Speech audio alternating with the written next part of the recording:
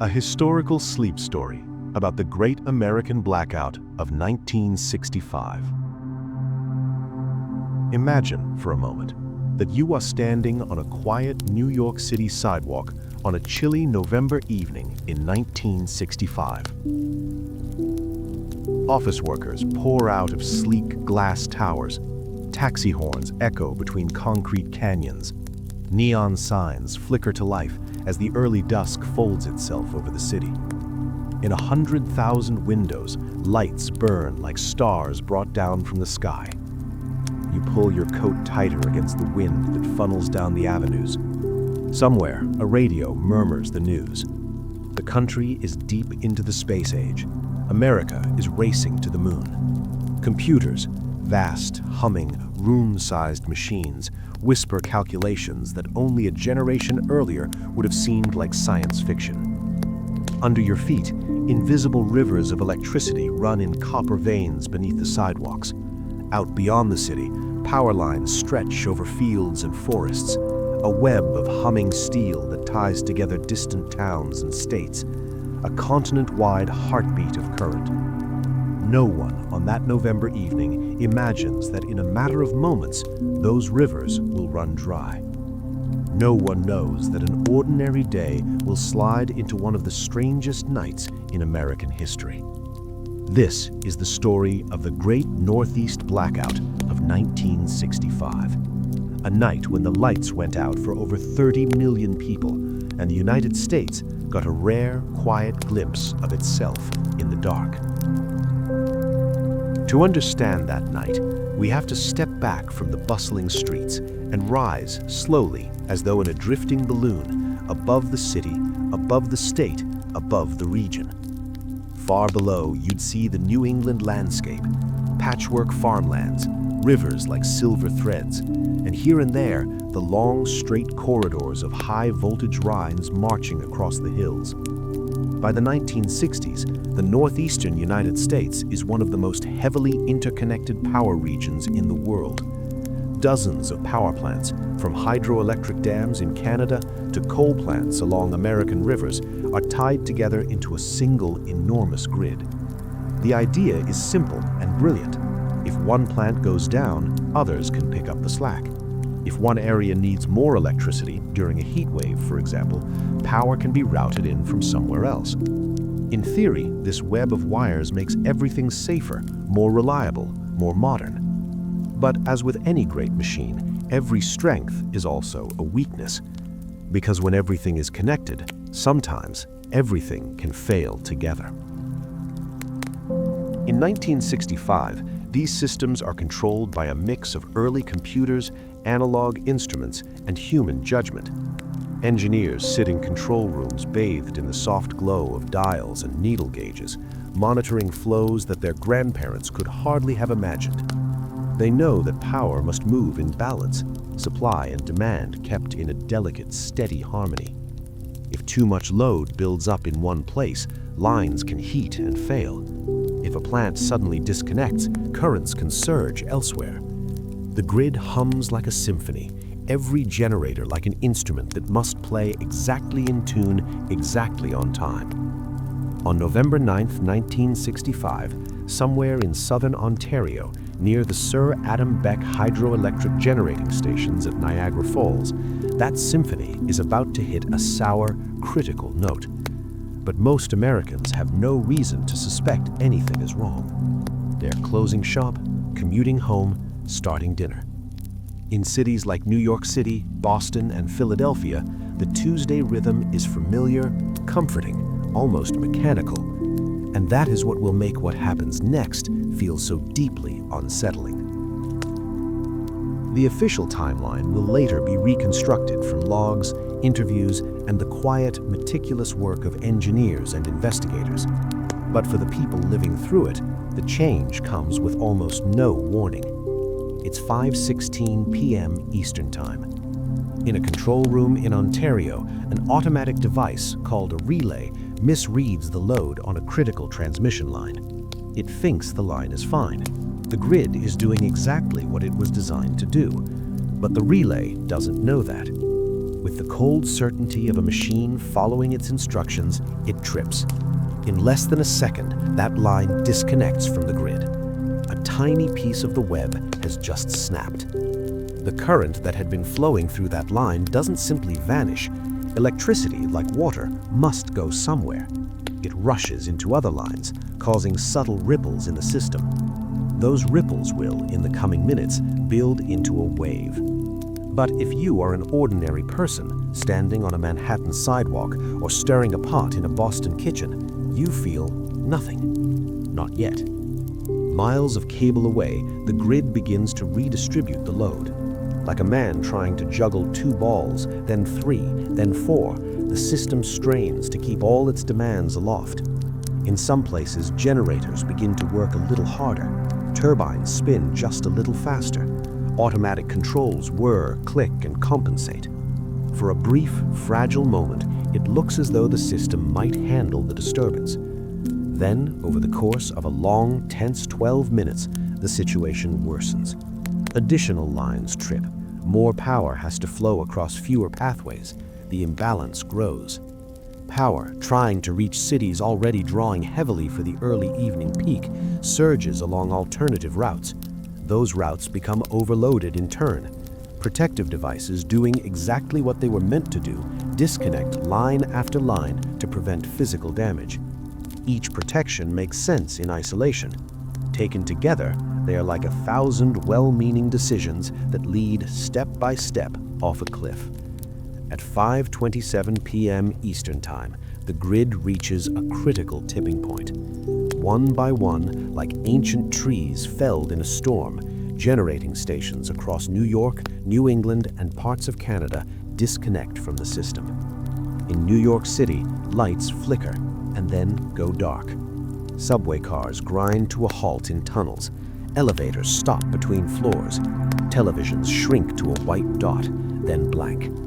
For the first time in decades, Manhattan's skyline, usually a blaze of electric light, is suddenly, shockingly, almost completely black. The power failure ripples outward, an invisible wave running across 80,000 square miles. 30 million people are plunged into darkness, and for a few strange, suspended seconds, there is silence. If you've ever been in a big building when the power unexpectedly goes out, you know the feeling. The air conditioners cut out. Fluorescent lights hiss, pop, and vanish. There's that odd, hollow stillness as your ears adjust, as if you can suddenly hear the building breathing. Now stretch that feeling across city after city. Imagine Times Square without billboards. Imagine the lights of the bridges gone, the glass towers turned to black monoliths against the dim sky. In apartments, people reach for flashlights and candles. Some curse, some laugh nervously, some stand at their windows and peer out, expecting to see the glow of neighboring buildings. But in many neighborhoods, there is only darkness. On subways, passengers find themselves stuck in tunnels, the carriages suddenly still. The overhead lights blink off, emergency lights flicker on, pale and uncertain, throwing faces into soft relief. In office towers, workers are trapped in elevators, suspended between floors, enclosed in small spaces that suddenly feel much smaller. At airports, runways go dark before backup systems stutter to life. On highways, traffic signals die. For a moment, cars inch forward, tentative, blind. Then drivers begin to improvise. Headlights blink in improvised courtesy. Hands wave through rolled-down windows. Policemen in white gloves appear like ghosts, directing from street corners. In Brooklyn, a father is reading the evening paper when the table lamp beside him goes out with a soft, almost apologetic pop. He sighs, mocks his place, and gets up to check the fuse box. Within a minute, he's at the window realizing this isn't just his apartment. The whole block is dark. Across the street, a neighbor does the same, holding a candle, the small flame reflecting in the glass. In Boston, a college dorm erupts into a chorus of groans and cheers. Finals can wait, some students decide. Someone produces a guitar. Others find candles and line them up on windowsills, the dorm's brick facade blossoming into soft, flickering light. In Philadelphia, an old woman who lived through the Depression and the war sits calmly at her kitchen table, lighting a kerosene lamp she keeps for just such occasions. She shakes her head and mutters about how people today don't know how to manage without electricity. Across the Northeast, millions of individual human reactions create a mosaic of confusion, fear, annoyance, and, surprisingly, wonder. Because as eyes adjust and candles are lit, something else becomes visible, something many Americans in cities have almost never seen: the night sky. With the power gone, the artificial glow that normally washes out the heavens fades away. The sky over New York City, usually a murky orange-gray haze, clears to a deep velvet blue-black. And then, like a curtain lifting, the stars appear. At first, they come tentatively, a handful. People leaning out of windows or stepping onto balconies might notice a few bright points. Vega, maybe, or Arcturus, or the familiar, comforting belt of Orion rising over the eastern horizon. Then, as the minutes pass and the pupils of millions of eyes widen, more stars bleed through. Fainter ones, thousands of them. On rooftops, some people gasp. They did not know there were this many. High above the sleeping skyscrapers, the Milky Way, our own galaxy, the luminous river of our home in the universe, emerges, a pale band arcing from horizon to horizon. In Central Park, where the darkness is deeper, small clusters of people stand together, necks craned back. Parents whisper to their children, pointing at constellations they half remembered from childhood. "Look there," a father tells his daughter. "That's the Big Dipper. And that one, see those 3 stars in a row? That's Orion's belt." In the Bronx, a teenage boy who has never left the city sits on a fire escape, his feet cold against the metal, awe stretching his face wide open. He feels, not for the last time, very small and very large all at once. The blackout, in this odd, unintended way, gives millions of people a shared, almost ancient experience, one their ancestors would have taken for granted: a truly dark night and a sky full of stars. The city, in losing its electric brightness, gains, for a few hours, a glimpse of a much older kind of light. While many people stand at windows and on sidewalks simply staring up, others are urgently, methodically at work. In control rooms from Ontario to New York, in cramped offices with rows of blinking panels, engineers and dispatchers scramble to understand what has happened. Phones ring relentlessly. Some are dead, lines overloaded or cut. Others crackle with urgent voices. "Are you seeing this on your end? We've lost the Beck line. We're off the grid. Frequencies dropped." At utility companies, men and women who have trained for emergencies like this begin the long, careful process of restoring power. Restarting a power grid after a massive failure is not like flipping a light switch. It is more like coaxing a wounded animal back to its feet. Generators must be brought online slowly in proper sequence. Lines must be tested before they are re-energized. Too much load too soon can cause a new collapse. In some places, smaller local plants are the first to come back. They light up isolated pockets of brightness in the dark sea of the region. A small town in upstate New York regains its power relatively quickly. The diner's neon sign sputters back on. Inside, people applaud as the coffee pots gurgle to life. But in the big cities, the process will take longer. In New York City, traffic cops stand at intersections for hours, their arms moving in steady, repetitive arcs, guiding cars through without the help of signals. Hospitals switch to backup generators. Surgeons continue operating by emergency lights, their focus narrow and unbroken. Radio stations running on generator power cut in with updates. On battery-powered transistor radios, ubiquitous in the 1960s, families huddle around, listening to calm announcers explain that yes, this is widespread, but no, it is not an attack, not a war, not the end of the world. The Cold War has trained Americans to fear sudden catastrophes from the sky.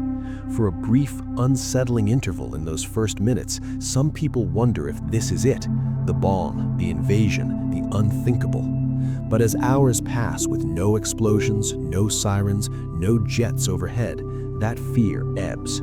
Instead, a different, quieter realization settles in. This is just a failure, a big one, yes, but human, technical, fixable. And in the space left by those fading fears, unexpected things begin to happen. Blackouts at night are strange social experiments. In the absence of the usual distractions, television, electric light, the constant background buzz of a powered city, people turn toward one another. On a street in the Lower East Side, neighbors who have shared a hallway for years without ever speaking more than a nod now gather on the stoop, trading stories by candlelight. Someone passes around a bottle of soda. Someone else brings out a portable radio, holding it up so everyone can hear. Children freed from the glow of TV sets run up and down the sidewalk, their laughter echoing against the brick.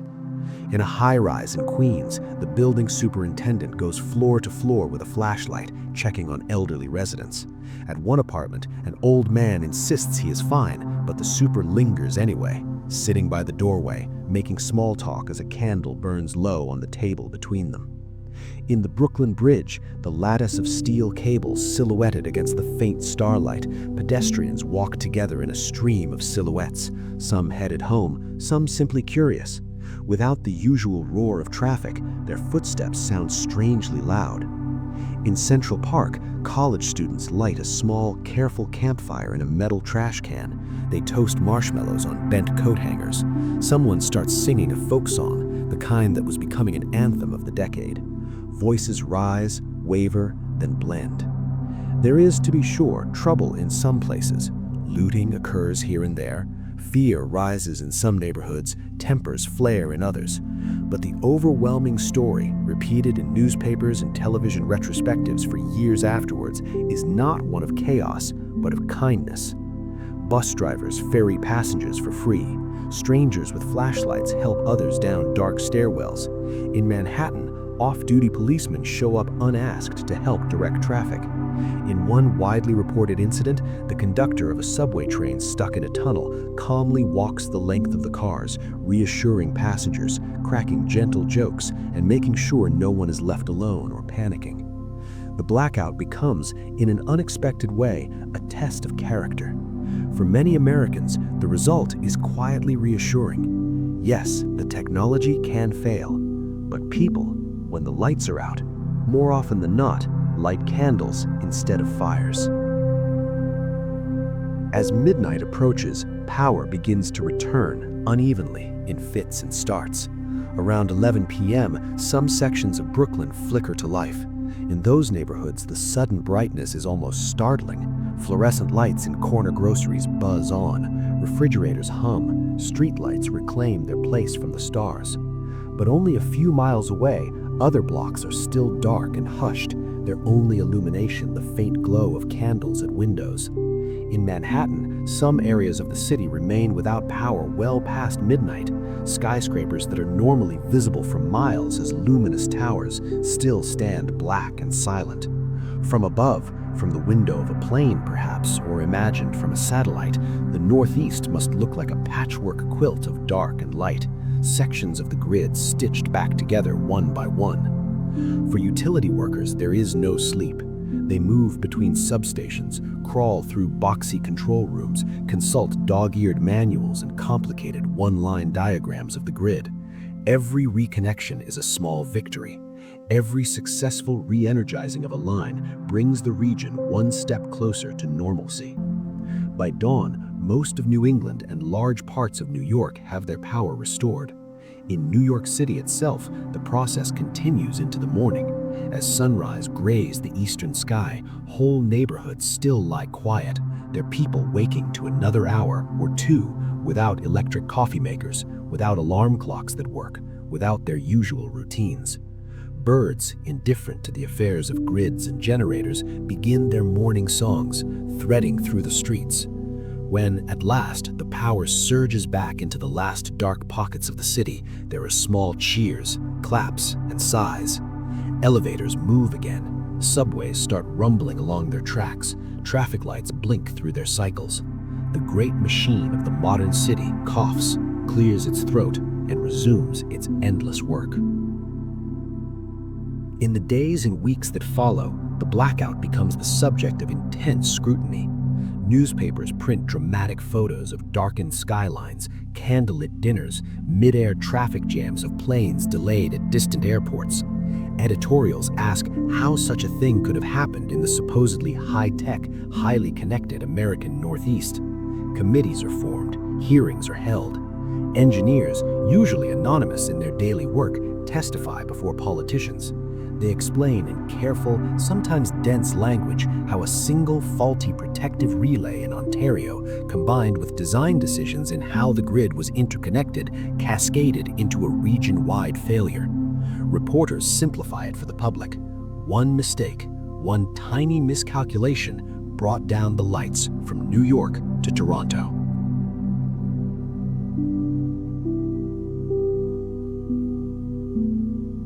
There is some truth to that, but it is only part of the story.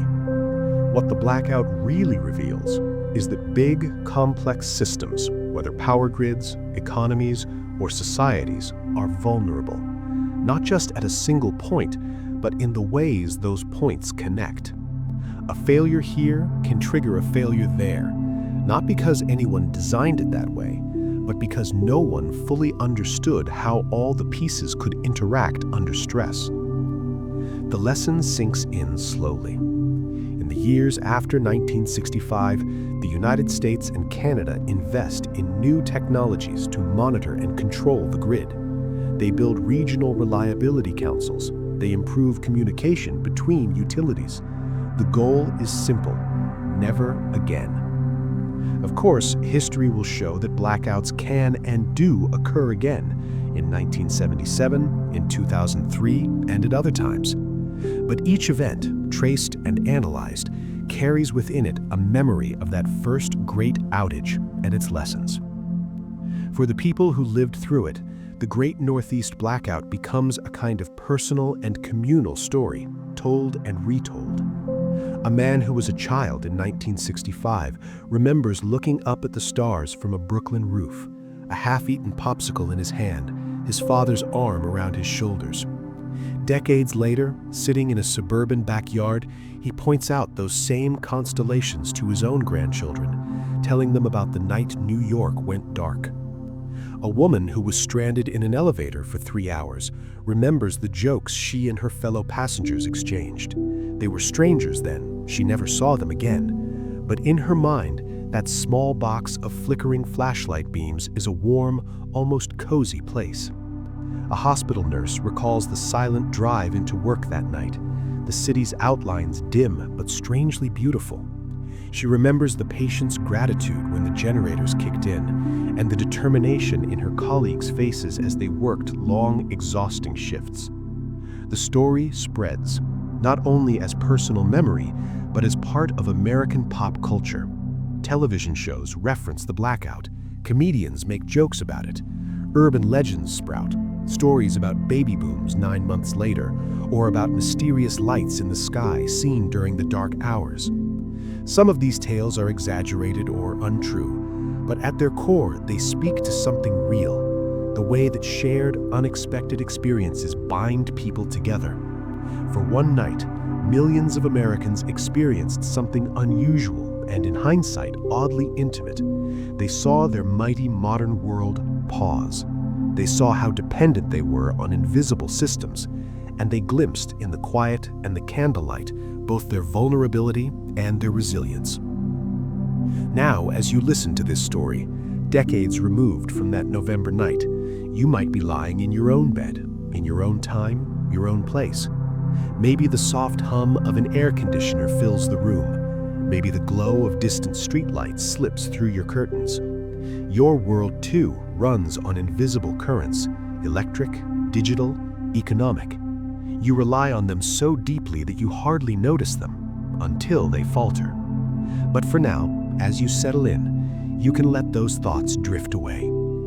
Instead, picture again that quiet, darkened city in 1965. Picture the skyline without its electric halo. Picture the bridges like faint skeletal lines over black water. Picture most of all the stars. They hang there, cold and clear and patient, just as they did before the grid, before the wires, before generators and turbines and relays. They are there now, above you, whether you can see them or not. Imagine that you are standing on a rooftop in Manhattan that night. The air is cool against your face. Far below, the faint glow of candles, flashlights, car headlights traces human activity. Around you, a few other silhouettes stand in companionable silence, faces turned upward.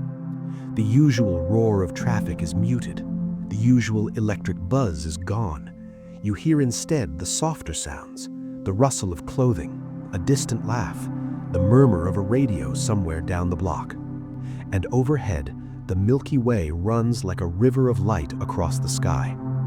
You tilt your head back a little farther, your neck resting comfortably against the collar of your coat. The stars almost seem to move, though you know it is the Earth and you that are turning slowly beneath them. In that moment, the worries of the day shrink to their proper size.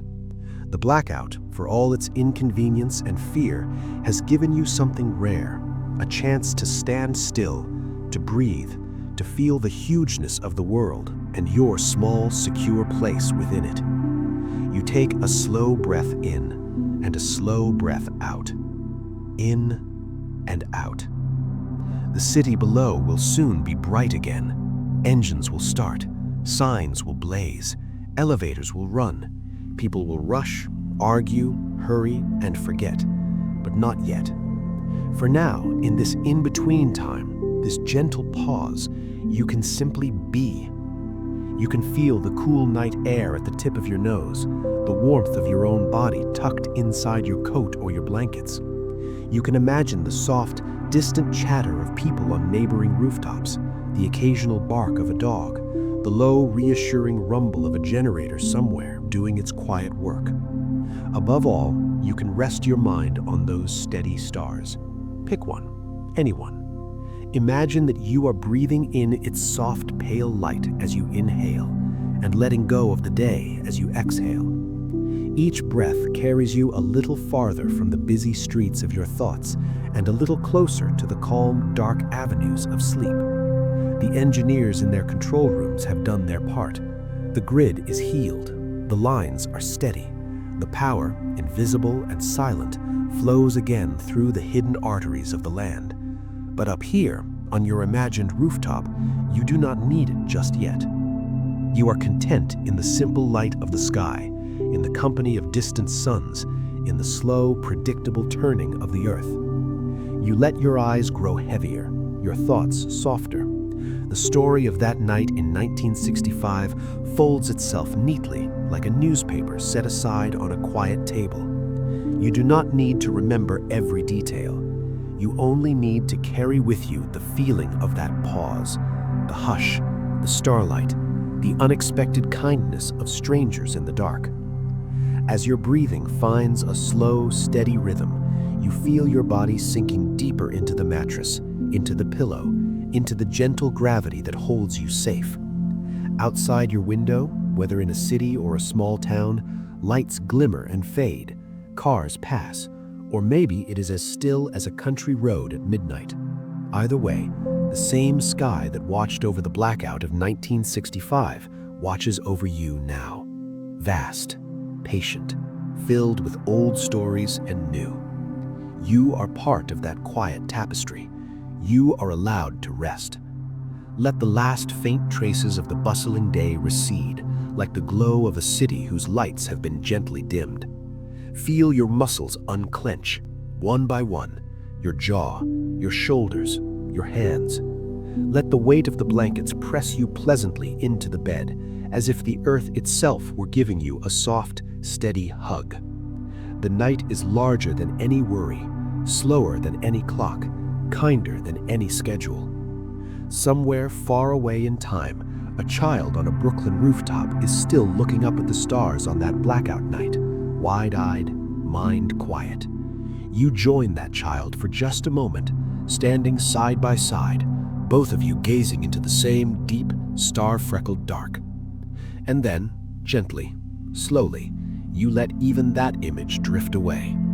There is nothing you need to do, nowhere you need to go, no lights to turn off.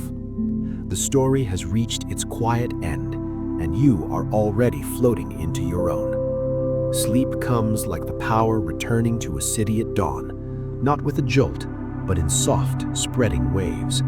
And as it does, you are safe, and you are home in your own quiet corner of history's long, gentle night.